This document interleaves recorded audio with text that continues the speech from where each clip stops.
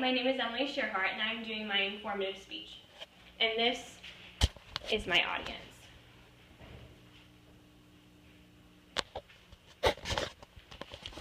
Good evening, ladies. Thank you so much for joining me. My name is Tschirhart, and I'm going to be informing you on how nursing is valuable to God. When I was in second grade, my dad was diagnosed with congestive heart failure. On his road to recovery, there was many instances that were very scary, but I remember one in particular where I was in the room and my dad coded. And while I was standing there frozen in fear, a nurse came in and swept me out of the room and took care of me for the rest of the night. And she wasn't attending to my dad the rest of the night, but she was taking care of me. And I knew, and I know now, that meant way more to my dad than if she would have been taking care of him.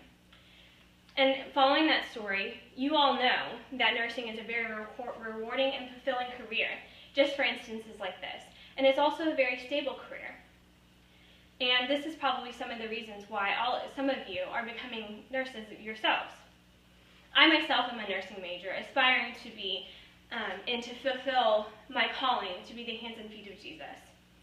And in practicing nursing, a nurse is able to fulfill and promote the values of God by attending to the physical, mental, emotional, and spiritual needs of the patient, but doing all this with great compassion.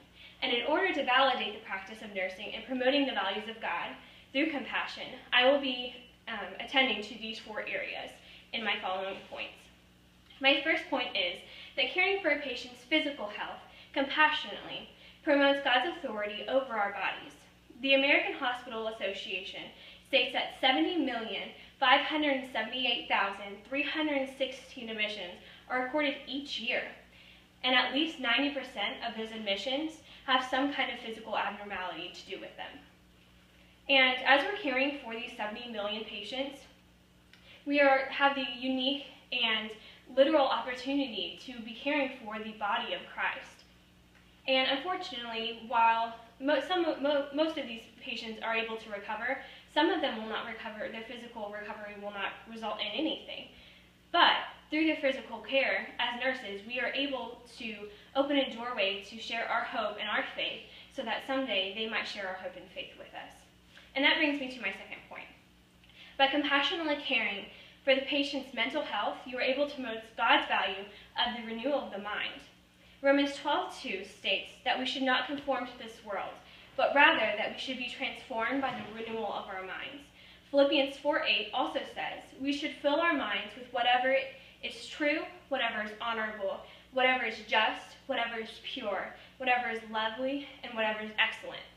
And while medicine is the foundation for nursing care, it's not what is going to push our patients into recovery. In encouraging our patients to look at their outlook as positive, they are more likely to recover from their illness. And that puts me to my next point. And in caring for patients' emotions, I am able to promote God's value of remaining pure in heart. Dr. Jim Kitchen, a clinician at St. Michael's in Toronto, states that we do not fully appreciate the importance of patients of having been heard.